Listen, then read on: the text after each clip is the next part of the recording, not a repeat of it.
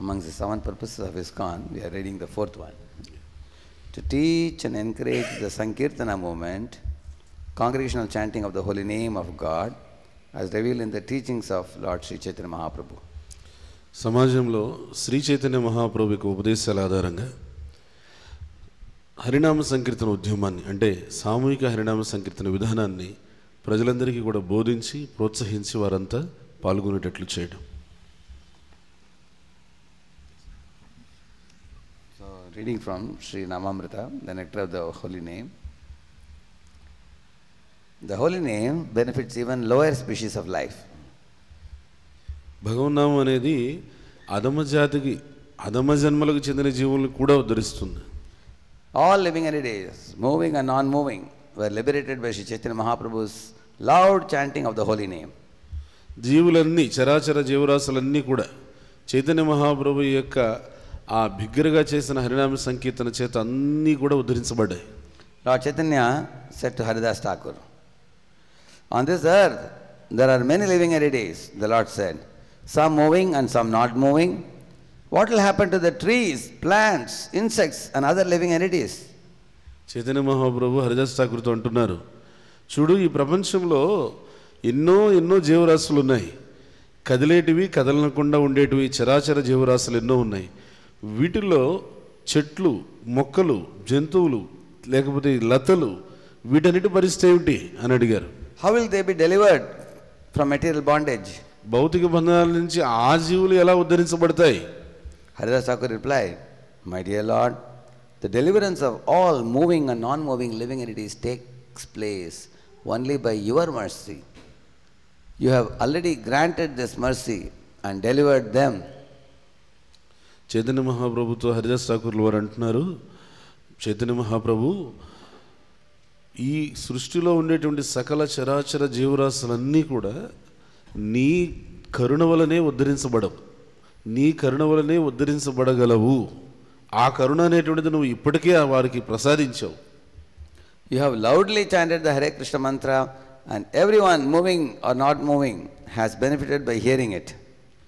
ఎలా అంటే నువ్వు ఎప్పుడైతే బిగ్గరగా నామ సంకీర్తన చేస్తున్నావో ఆ నామాన్ని చరాచర జీవరాశులు అన్నీ వింటున్నాయి. My Lord, the moving entities who have heard your loud Sankirtana have already been delivered from bondage to the material world, and after the non-moving living entities like trees hear it, there is an echo. Chaitanya Mahaprabhu మీరు బిగ్గరగా నామ సంకీర్తన చేసినప్పుడు కదిలేటువంటి జీవులన్నీ ఆ నామ సంకీర్తన విని ఇప్పటికే అవి ఉద్ధరించబడ్డాయి, ఆ జీవులంతా కూడా ముక్తి గావించబడ్డారు. ఇక కదలనటువంటి చెట్లు వంటివి ఏవైతే ఉన్నాయో మీ నామ సంకీర్తన యొక్క ధ్వనికి ఆ చెట్లు ప్రతిధ్వనిస్తున్నాయి. Actually, however, it is not an echo. It is the kirtana of the non-moving living entities. అది వాస్తవంగా ప్రతిధ్వని కాదు, ఆ కదలనటువంటి అచర జీవులన్నీ కూడా భగవన్నామాన్ని పలికేటువంటి శబ్దం అది, అది ప్రతిధ్వని కాదు. All this, although inconceivable, is possible by your mercy. ఈ విషయాలన్నీ కూడా చింతింపశక్యము కానటువంటి అచింత్యమే అయినా కూడా నీ దయ వల్ల ఇవన్నీ కూడా సాధ్యం అవుతాయి. When loud chanting of the Hare Krishna mantra is performed all over the world by those who follow in your footsteps, all living entities, moving and non-moving, dance in ecstatic devotional love. Chaitanya Mahaprabhu మీ అనుచరుల చేత ఈ ప్రపంచమంతా బిగ్గరగా నామ సంకీర్తన అనేటువంటిది చేయబడినప్పుడు ఆ నామ సంకీర్తన శబ్దం సకల చరాచర జీవరాశులన్నీ కూడా విని అవన్నీ కూడా ఉద్ధరించబడతాయి. My dear Lord, all the incidents that took place while you were going to Vrindavan through the forest known as Jharikanda have been related to me by your servant Balabhadra Bhattacharya. చెప్తున్నారు హరిదాస్ ఠాకూర్ల వారు, చైతన్య మహాప్రభు నేను చెప్పే ఈ మాటలన్నీ కూడా సాక్షాత్తుగా మీరు నిరూపించారు. మీరు జారఖండారణ్యంలో ప్రయాణించి చేసినప్పుడు ఆ జారఖండారణ్యంలో మీరు నామ సంకీర్తన చేత సకల చరాచర జీవరాశులన్నింటినీ కూడా మీరు ఉద్ధరించారు. ఈ సమాచారం అంతా కూడా నాకు మీ అనుచరుడైనటువంటి మీకు సన్నిహితుడైనటువంటి బలభద్ర భట్టాచార్యుల వారు నాకు తెలియజేశారు. When your devotee Vasudeva Datta submitted his plea at your lotus feet for the deliverance of all living entities, you accepted that request. ఎప్పుడైతే భక్తులు ఒక విన్నపం నీకు చేసుకున్నారో ఈ విధంగా ఆ జీవులందరినీ కూడా ఉద్ధరించే నిమిత్తమయ్యి వాళ్ళ యొక్క విన్నపాన్ని మన్నించి మీరు ఆ మార్గంలో ప్రయాణం చేశారు. My dear Lord, you have accepted the form of a devotee just to deliver all the fallen souls of this world. Chaitanya Mahaprabhu మీరు ఈ భక్తావతారం ఎందుకు తీసుకున్నారంటే ఈ మొత్తం సృష్టిలో ఉన్నటువంటి బద్ధ జీవులందరినీ, పతిత జీవులందరినీ కూడా పావనం చేసి ఉద్ధరించేదానికి భక్తుడిగా మీరు అవతరించారు.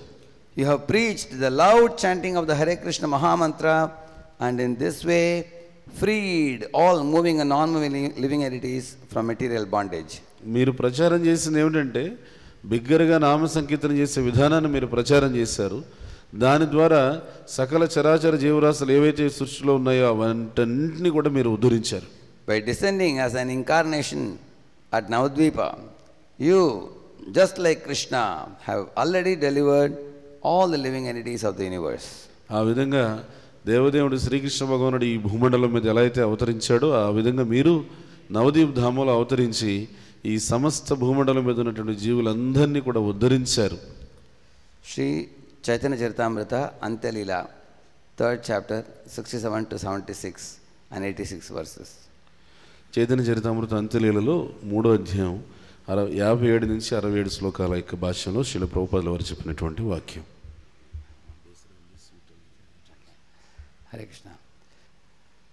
So here the emphasis is on the loud chanting of the holy name, not chanting too softly.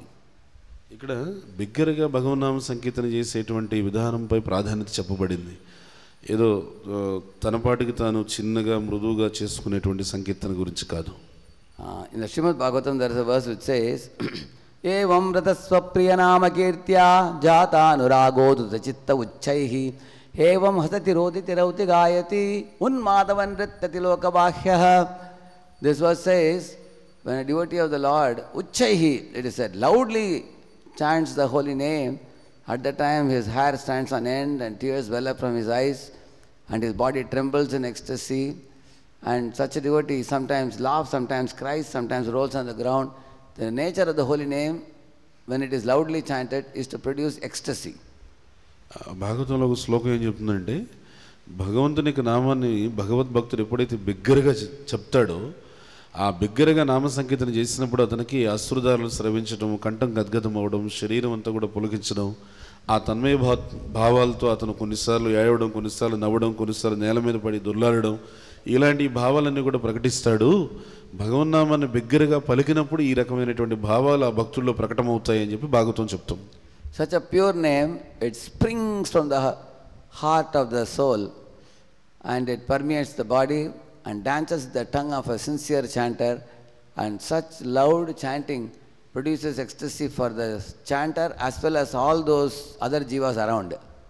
ఆ భగవన్నామం, పవిత్రమైన భగవన్నామం అతనికి హృదయ భాగం నుంచి అది వికసించుకొని బయటకు వచ్చి శరీరానంతా ప్రకంపింపజేసి అతని నాలుక మీద నాట్యమాడుతూ బయటకు వస్తుంది ఆ భగవన్నామం. అలాంటి ఆ భగవన్నామం ఆ నామాన్ని పలికే వ్యక్తికి ఎంతో పారవస్యాన్ని కలిగించడమే కాకుండా ఆ నామాన్ని ఎవరైతే వింటారో వారికి కూడా ఎంతో తన్మయత్వాన్ని అందిస్తుంది. Regarding Gajendra, it is said, evam yavasito buddhya samadhaya manohridi jajapa paramam japyam prag janmani anushikshitam.